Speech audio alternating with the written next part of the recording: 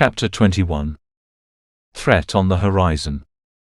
Unbecoming of a captain to fall asleep at his post. The sudden voice breaking the silence of the night snapped Caleb out of sleep, and in the blink of an eye he was on his feet with his sword drawn. A man stood across the room with his back to him, lighting a candle resting in a holder in his hand. He wore a thick concealing cloak under a bag slung over his shoulder, and a hat with a feather in the side. "Father?" Damon turned, the glow of the candle casting dark shadows around his face and moustache. "Hello, Caleb." He walked to where Caleb stood baffled and slapped a firm hand on his back. "You look tired, but I am relieved to see you are here in one piece. Especially after your flight with that dragon. I had confidence you would live through it, although I'm curious to hear exactly how." Caleb sheathed his sword as Anselm stirred in the bed, finally noticing the pulsing glow from the candle. "How did you get in here?" Caleb asked, looking at the door to see if it had been broken. "Simple enough. With the key." He removed a metal ring from his belt and held it up. Sure enough, 2 large keys, along with some others of various shapes and sizes, dangled from it. "The innkeeper here has been a friend of mine for years. I knew he could provide you with lodging, even with all of Talgarth filling every nook in the city. He would boot the lioness herself right out of her bed and out the door for me if I asked him to." He quickly lit the larger candles on the wall, then returned the keys to his belt. As he did so, his cloak pulled up a bit, and Caleb caught a glimpse of the ocean shell pommel of his famous weapon, the Hallowed. It still seemed odd to Caleb for the thing to be anywhere but hidden away under the bed at his home in Tritus. Damon removed the bag from his back and threw it carelessly to the floor by the wall. Anselm sat up in the bed, finally noticing a new person in the room. He rubbed the sleep from his eyes and gave an awkward bow to Damon when he recognized who it was Caleb had been talking to. "Good morning, Anselm," he said, returning the bow. "So it is morning then?" Anselm asked as he threw his legs over the edge of the bed and stretched. "Feels like I've only been asleep for an hour." "Indeed," Damon responded. "The first quarter has just started." By looking at him, they could tell Damon had been awake a long while and hard at work. His face was as stony as ever, but under his thick eyebrows his eyes were alight with a distinct kind of purpose. "Young Cliff tells me there were 5 of you that came from Tritus." He glanced at the adjoining door curiously. Anselm had been throwing his clothes on clumsily, and went to the door as he fastened the last clasp on his warden robe under his chin. He gave a few light knocks and almost right away Leothran opened it wider. "I hear our host has arrived," she said. "I have awoken the others, and they will be ready shortly." "The innkeeper is preparing your breakfast," Damon said. "I will go fetch it from upstairs while the rest of you make ready." When he returned, they were all waiting in Caleb's room, dressed with cloaks on and weapons about them. Damon marched in with a servant boy behind him, and they set the 2 massive trays they carried on the table. They were adorned with 2 loaves of rye bread that still had steam rising from them, with cheese and butter on the side. Next to them were 5 bowls of hot soup, strips of bacon and pork, and several sliced glass-eye trout adorned with special seasonings with a thick aroma of flavor. They all took a plate the servant boy had brought and started in at once, finding their own places in the awkwardly empty room to rest their dishes. The boy left briefly and returned with wooden cups and a pail of water. As soon as he was dismissed and left the room, Damon got straight to business. "I apologize for disturbing you all so early, especially after your long journey, but I hope the breakfast will make up for it. You have such loyal friends, my son," he said to Caleb, gesturing to all of them. "When I bid Layla to tell you to come to Shorewell, I knew you would not come alone." "But—" Caleb hastily finished the bite he was working on, and put his plate down on the bed, realizing he had forgotten his manners. "Well, you know Layla, of course." "And Anselm," he said. "Certainly." "And Elastra, Ansel's elder sister, has come. The great sage of Tritus." "Always a pleasure, Ms. Flitchett," Damon said, bowing in her direction. Elastra was charmed by the formality, and bowed back awkwardly from her place at the table. "But I am afraid I do not recognize this young woman," he said, gesturing to Leothran, who was quietly sipping her soup by the middle door. Her bowl stopped halfway to her mouth, and she looked at Caleb questioningly. It is all right. You can trust him, I promise, Caleb reassured her. At least in this regard, he added to himself. The look on his father's face showed the utmost curiosity. Father, she is the red dragon we fought before the walls of the castle in Tritus. Damon looked at her in surprise, but the wrinkles on his face showed no trace of malice, rather respect. Truly. A satyr then, he said. Leothran put her bowl down and bowed. It is an honor to meet you, Sir Damon. My name is Leothran Marley. My words of apology are useless to repair the terrible things that I have done to your home. Despite my wrongs, your son Caleb saved my life, and Anselm and Elastra healed my wounds. She touched the eye patch as her words trailed off. She seemed at a loss of what else to say. May you do what you will with my crimes. I will pay whatever debt is required of me. It was not your fault, Layla said. She crossed the room to Leothran and placed a hand on her arm. The invaders had her under their control, Anselm explained as he rummaged through his satchel hanging on the wall. They were using her. Their wardens can do that using these things. He pulled out the circlet and held it up so Damon could see it. It gleamed and twinkled in the candlelight. Anselm, please, Leothran said. Put it away. She went on explaining to Damon, but never took her eyes from the seer tarn. That jewel has been imbued with evil through a dark ritual, and is forever connected with me. Anyone who wears it will be bound to me, and they will be able to use my powers to whatever end they wish, as the invaders have done. And it will be so until death claims one or the other. They were all staring at the circlet in Anselm's hand. Damon's eyes were hidden in the shadow of his hat's brim in deep thought. These horrid things are driving the war in my country in the Estelans, where Talgarth is focusing much of its efforts, she said. Please, Anselm, put it away. Anselm obeyed and stuffed it back into his bag. Anyway, Leo here offered to come with us to find you in payment for healing her. And she has been a worthy companion indeed. No blame can be placed upon her for any of this. Anselm looked at her sympathetically as he said the last. She smiled at him. I place no blame, Damon said, as his eyes emerged from under the darkness of his hat again, empty and distant. Murthy Anananai, he uttered, speaking in the language of the satyr. Leothran lit up, a bit surprised. She jumbled out a string of words in response and tapped her forehead twice in the reverence of fate. It was the first time Caleb had heard her actually speak a full sentence in her own language, and it sounded in his ears like music, soft and smooth as it rose and fell up and down in the slightest intonations. Damon chuckled and put up his hands. I am sorry, madam. It has been so long since I spoke on the wind, and even then I was no good at it. Spoke on the wind? Elastra asked.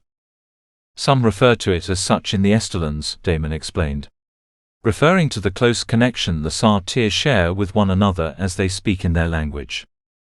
He looked at the floor and frowned, as if his fond memories had just fallen from his mouth and he had lost them in the grain of the wooden planks. Talgarth uses these things to control your people, he asked. How long has this gone on?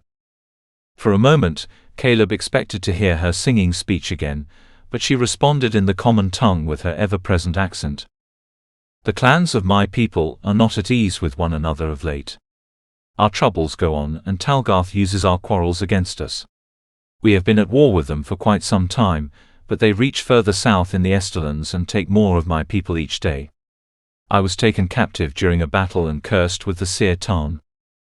I see. I am sorry to hear of your struggles, Damon said.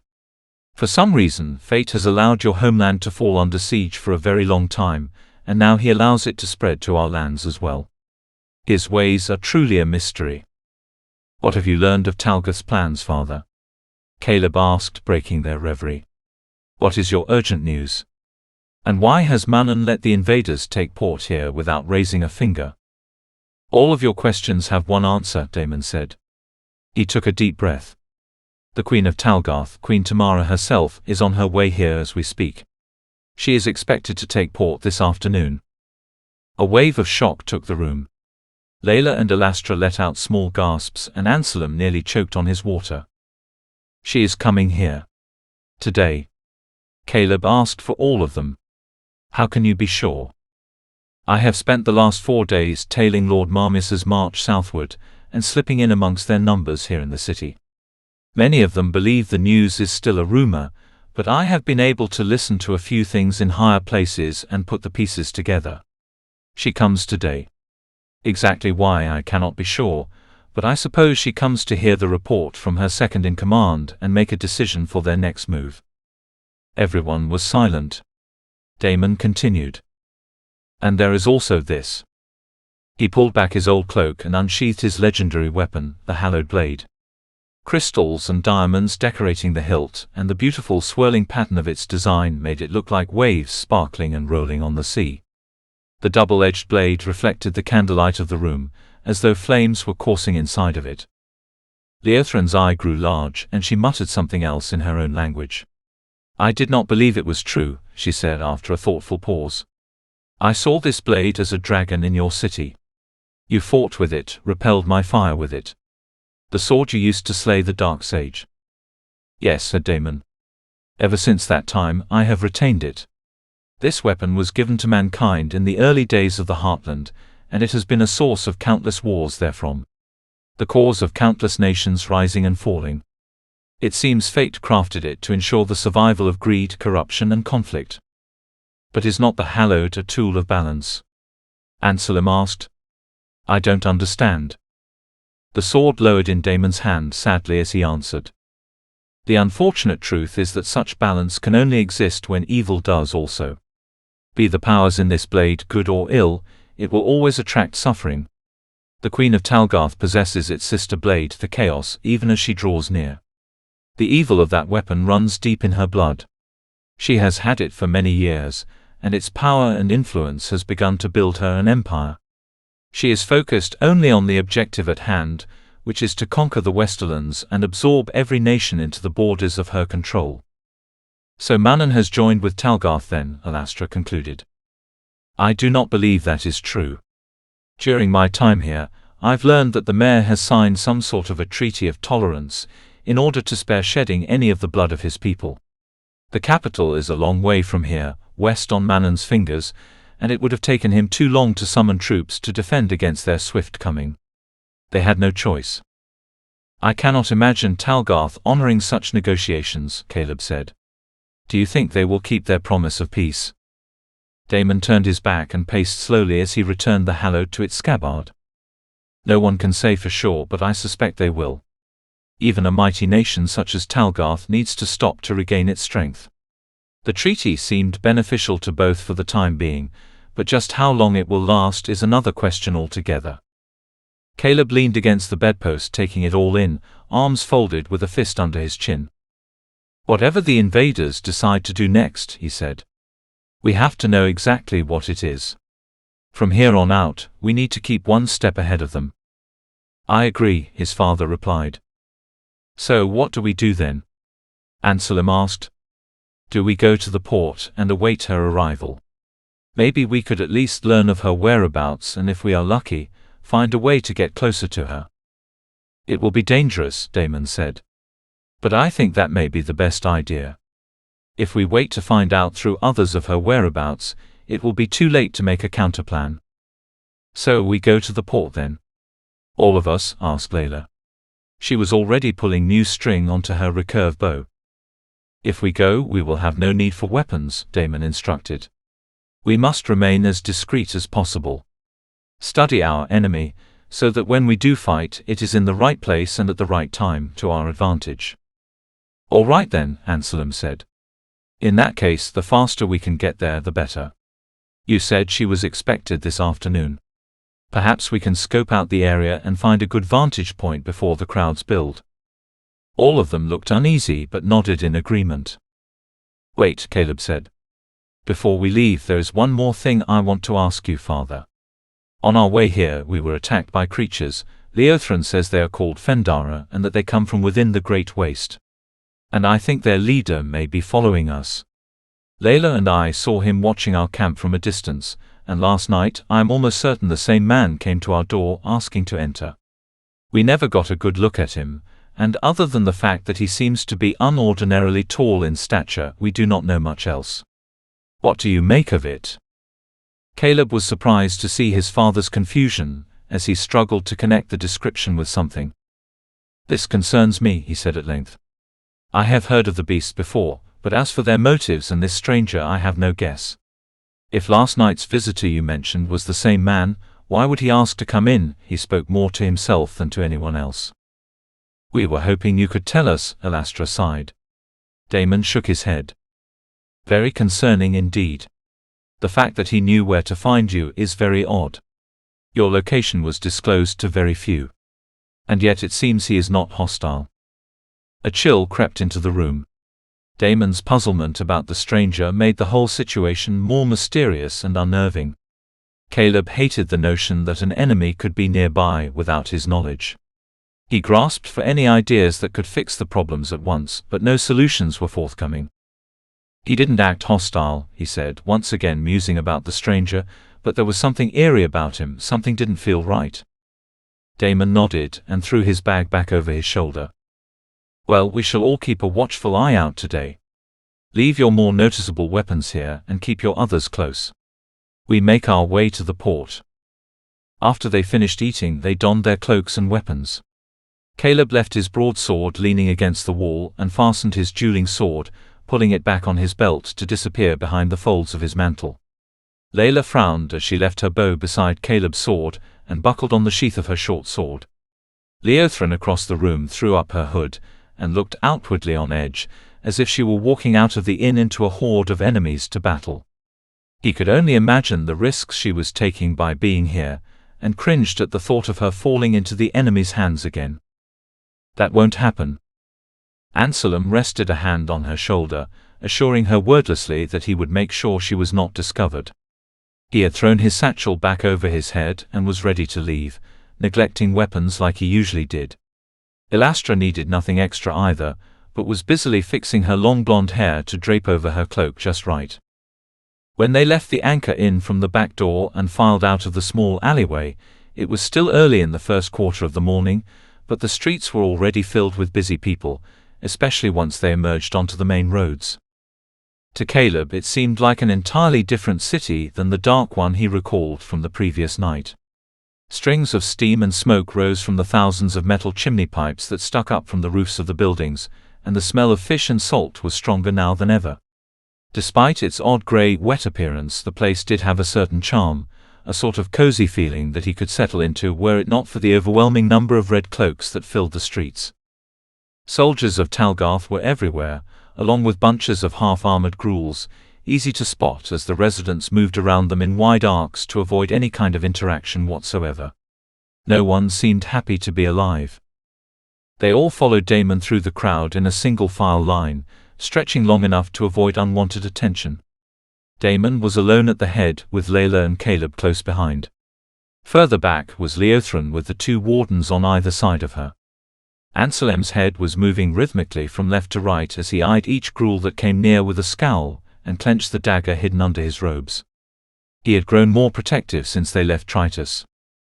Caleb noticed several instances as they went of soldiers pushing their rights to the limits. He noticed some Talgathians sauntering out of houses with handfuls of fruit or wrapped meats, with the shouts of angry women following them out the door. Ghouls would growl and jump at people to frighten them for a laugh. The few Shorewell soldiers he spotted mostly spent their time hidden in the shadows or staring off into space as if they were unaware of what was happening. "This is just awful," Caleb muttered. Next to him, Layla was gazing absently at the stone road beneath their feet. "Caleb," she said, looking back to see if the others were out of hearing range. "Do you remember the dreams I told you about that night? Where I saw that Talgarth man by the Sea of Red Cliffs?" "Yes." "Did you remember where you know him from?" "No," she said. "I am sure he is just part of my imaginings, but I cannot help but feel that it means something." Caleb looked down at her, confused. "I know I am sounding foolish," she added. Her bright eyes studied his face with a look he knew well. The look she got when she was talking about something very important to her, that demanded she be taken seriously. "Not foolish, no," Caleb said. "But what makes you say this?" Layla walked in thought for a moment, with her eyes narrowed before she spoke. "The dreams have not ceased, and that man is there every time, leading armies one moment, then playing with children by the ocean the next, and then walking the streets in rags and begging for food. My dreams since we left Tritus have been more vivid, and my sleep more void of rest than ever in my life. I know it is all nonsense, but it all just feels so real. I had to tell someone. There is no need for apologies. You can tell me anything, Caleb said, trying his best to comfort her. You said before you saw Lord Marmius as well, no? He has been in your dreams also? Yes. My best wager is that this restlessness is coming from all that has transpired during the past week. You are as tough as a Starlahan comes, but watching your city fall under attack, seeing a real battle for the first time, even being pursued by creatures we couldn't have imagined a week ago, is a great deal of stress on any mind. Layla nodded as he spoke. It is my fault you had to go through all of this, and if your dreams do mean something, then we will sort it out together.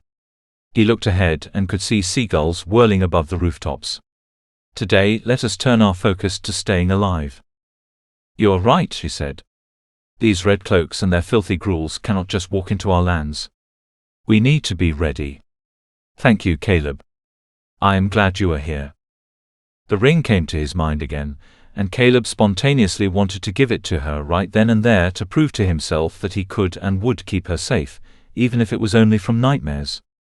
It could not be presented how he had first imagined, as a vow of union proposed on one knee, but no better time would come than now. He decided to give it to her.